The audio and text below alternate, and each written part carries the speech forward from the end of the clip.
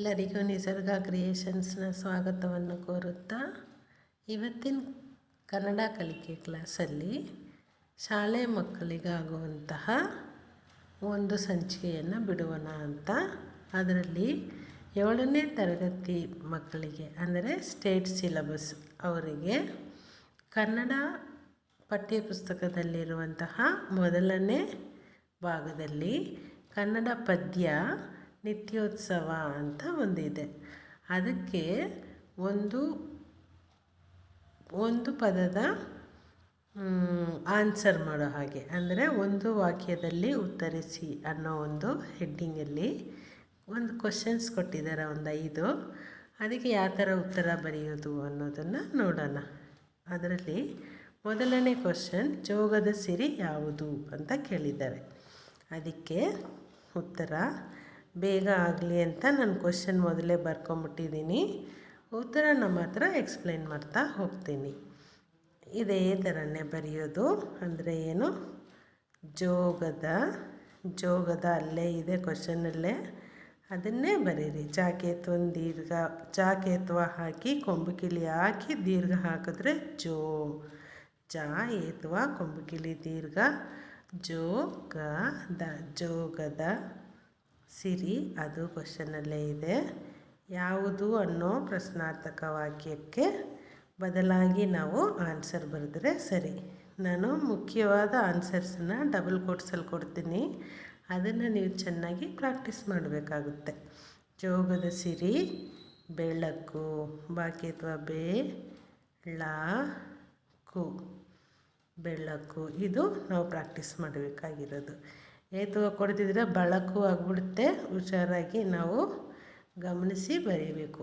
ಬೆಳಕು ಆಗಿದೆ ಅಂತ ಹಾಕ್ಕೊಬೋದು, ಅಥವಾ ಬೆಳಕು ಅಂತ ಬರೆದು ಬಿಟ್ಟರು ಸರಿಯೇ. ಜೋಗದ ಸಿರಿ ಬೆಳಕು ಅಂತ ಆನ್ಸರ್. ಜೋಗದ ಸಿರಿ ಯಾವುದು? ಜೋಗದ ಸಿರಿ ಬೆಳಕು ಆಗಿದೆ ಅಂತ ಬರೀಬೋದು, ಅಥವಾ ಬರೀ ಬೆಳಕು ಅಂತನಾದರೂ ಬರೀರಿ. 2ನೇ ಕ್ವಶನ್ನು, ತುಂಗಾ ನದಿ ಹೇಗೆ ಹರಿದು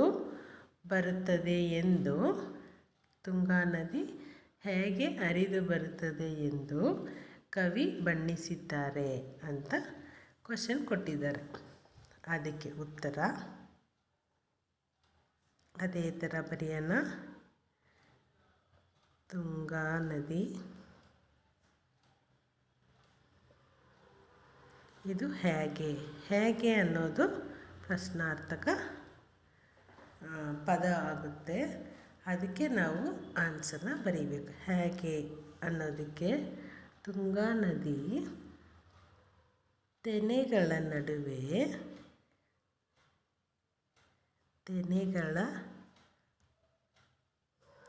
ನಡುವೆ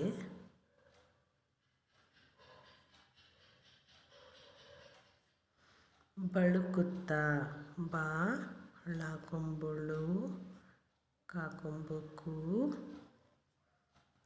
ತಾ ದೀರ್ಘ ಹಾಕಿ ಒತ್ತಕ್ಷರ, ಬಳುಕುತ್ತಾ ತುಂಗಾ ನದಿ ತೆನೆಗಳ ನಡುವೆ ಬಳುಕುತ್ತಾ ಹರಿದು ಬರುತ್ತಿದೆ.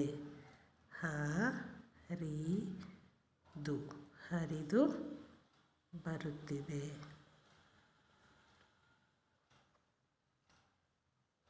ಬರುತ್ತಿದೆ ಕ್ವಶನಲ್ಲೇ ಇದೆ. ಮಿಕ್ಕಿದೆಲ್ಲ ಹಾಗೆ ಕ್ವಶನಲ್ಲಿರೋದನ್ನು ಹಾಗೆ ಬರೀರಿ. ಎಂದು ಕವಿ ಬಣ್ಣಿಸಿದ್ದಾರೆ. ಬಾ ಟಡ್ಡ ನಾಗ್ ಬರೋವಂಥ ನಾಗೆ ಗುಡಿಸು ಇಲ್ಲಾಗ್ತೀವಿ. ಬಾ ನೀಗೆ ನಾವತ್ತು ಬಣ್ಣಿ ಸಾಗುಡಿಸು ಸಿ ದಾ ದೀರ್ಘ ಒತ್ತಕ್ಷರ ಸಿದ್ಧ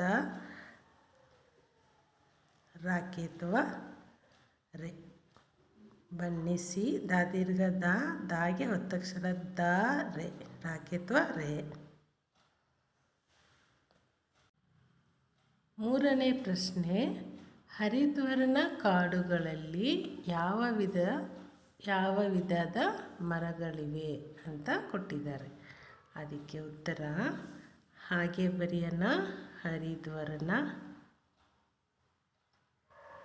ಹರಿ ಒಂದೊಂದು ವಾಕ್ಯದಲ್ಲಿ ಉತ್ತರಿಸಿ. ತುಂಬ ಈಸಿ ಇರುತ್ತೆ.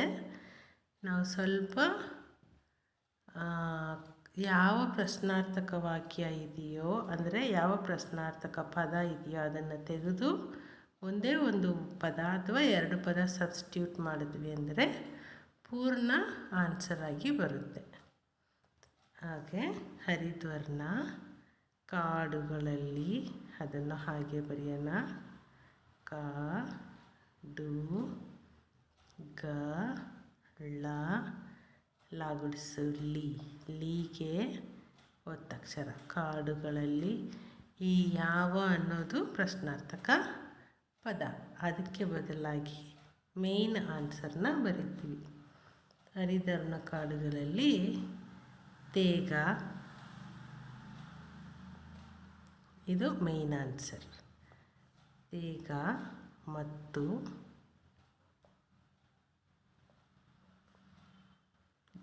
ಗಂಧದ, ಗಾಗೊಂದು ಗಂಧ, 4ನೇ ದ ಮತ್ತು ದ, 3ನೇ ದ.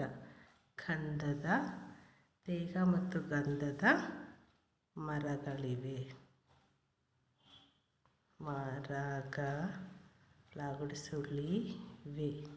ಮರಗಳಿವೆ ಎಂದು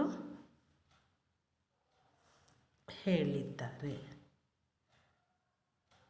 ಎಂದು ಕವಿ ಹೇಳಿದ್ದಾರೆ ಅಂತನಾದರೂ ಬರೀಬೋದು, ಹೇಳಿದ್ದಾರೆ ಅಂತನಾದರೂ ಬರೀಬೋದು.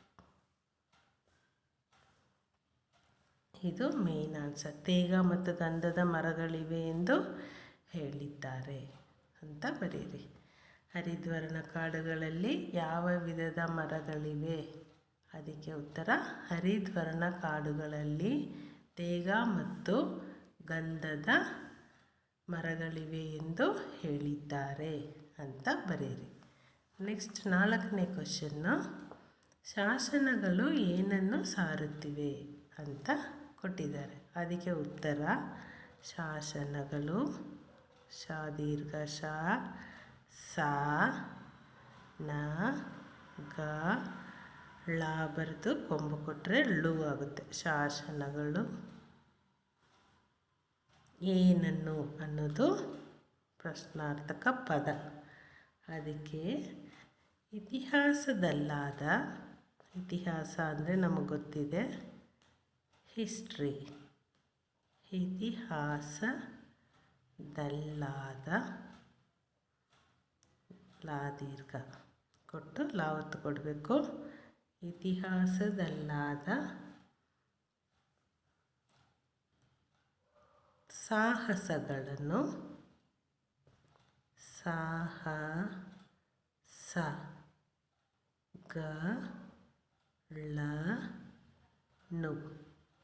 ಸಾಹಸಗಳನ್ನು ಸಾರುತ್ತಿವೆ. ಸಾ ದೀರ್ಘ ಸಾ, ರಾ ಕೊಂಬು ರು, ತ ವಾಕೇತ್ವ ವೇ. ಶಾಸನಗಳು ಇತಿಹಾಸದಲ್ಲಾದ, ಇದು ಆನ್ಸರ್. ಇತಿಹಾಸದಲ್ಲಾದ ಶಾಸನಗಳನ್ನು ಅನ್ನೋದು ಮೇನ್ ಆನ್ಸರ್. ಇದನ್ನು ಚೆನ್ನಾಗಿ ನೀವು ಪ್ರಾಕ್ಟೀಸ್ ಮಾಡ್ಕೊಬೇಕು. ಸ್ಪೆಲ್ಲಿಂಗ್ ಮಿಸ್ಟೇಕ್ ಇಲ್ದಂಗೆ ಬರೀಬೇಕು. ಸಾರುತ್ತವೆ ಅನ್ನೋದು ಇಲ್ಲಿ ಕ್ವಶನ್ನಲ್ಲೇ ಇದೆ, ಅದನ್ನೇ ಬರಿತೀವಿ. ಶಾಸನಗಳು ಇತಿಹಾಸದಲ್ಲಾದ ಸಾಹಸಗಳನ್ನು ಸಾರುತ್ತವೆ ಅಂತ ಬರೀರಿ. ನೆಕ್ಸ್ಟ್ 5ನೇ ಕ್ವಶನ್ನ, ಕನ್ನಡ ಸೀಮೆಯ ಜನರ ಮನಸ್ಸು ಎಂತಹದ್ದು ಅಂತ ಹೇಳಿದ್ದಾರೆ. ಸೊ ಇದಕ್ಕೆ ಆನ್ಸರು ಕನ್ನಡ ಸೀಮೆಯ ಜನರ ಮನಸ್ಸು, ಹಾಗೆ ಬರೆಯೋಣ. ಉತ್ತರ ಕನ್ನಡ ಸೀಮೆಯ ಮಾಗೇತ್ವಮೆಯ ಸೀಮೆಯ ಜನರ ಮನಸ್ಸು, ಮ ನ ಸಾಕೊಂಬು ಸು, ಸುವಿಗೆ ಸಾವತ್ತು ಸು, ಮನಸ್ಸು ನಿರ್ಮತ್ಸರವಾದದ್ದು ಅಂತ ಬರೆಯೋಣ. ಇದು ಮೇಯ್ನ್ ಆನ್ಸರು. ನೀ ಮಾ ಬರಿತೀವಿ, ಆಮೇಲೆ ಅರ್ಕಾವತ್ತು ಬರಿತೀವಿ. ಓದಬೇಕಾದ್ರೆ ನೀ ಓದಿ, ಓದಿ, ಆಮೇಲೆ ಮಾ ಹೇಳಬೇಕು. ನೀ ಮಾ, ತಾಗೆ ಸಾವತ್ತು, ಮತ್ಸ, ಇದು ಸಾವತ್ತು. ನಿರ್ಮತ್ಸರವಾದದ್ದು. ಇಲ್ಲಿ ಡ್ಯಾಶ್ ಹಾಕ್ಬಿಟ್ಟು ಇಲ್ಲಿ ಬರೀತೀನಿ. ನಿರ್ಮತ್ಸರವಾದದ್ದು. ದೂಗೆ ದಾವತ್ತು ಕೊಡಿ. ನಿರ್ಮತ್ಸರವಾದದ್ದು. ಮತ್ತು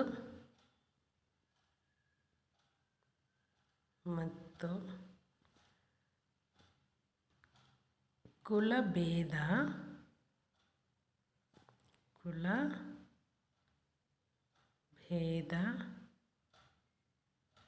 ಭಾವವಿಲ್ಲದವರು. ಕುಲಭೇದ ಭಾವವಿಲ್ಲದೆ,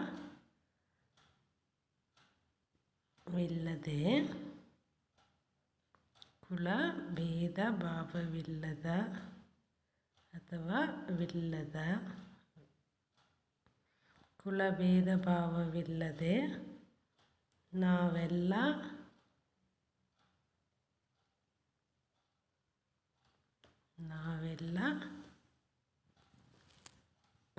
ಇದು ನಾ ದೀರ್ಘ, ವಾಕ್ಯತ್ವವೇ ಲಾ ದೀರ್ಘ, ಅದಕ್ಕೆ ಲಾವತ್ತು. ನಾವೆಲ್ಲ ಒಂದೇ.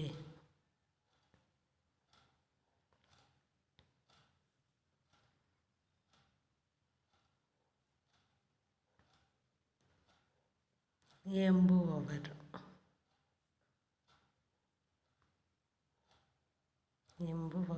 ಅಂತ ಬರೀಬೋದು. ಅಂದರೆ ಇಲ್ಲಿ ಕನ್ನಡ ಸೀಮೆಯ ಜನರ ಮನಸ್ಸು ನಿರ್ಮತ್ಸರವಾದದ್ದು ಅನ್ನೋ ಅಷ್ಟಕ್ಕೆ ನಿಲ್ಲಿಸ್ಬೋದು. ಆದರೆ ಪದ್ಯದಲ್ಲಿ ಇನ್ನೂ ಒಂದು 2-3 ಲೈನ್ಸ್ ಇದೆ, ಅದಕ್ಕೆ ಅದನ್ನು ಸೇರಿಸಿ ನಾನಿಲ್ಲಿ ಬರೆದಿದ್ದೀನಿ.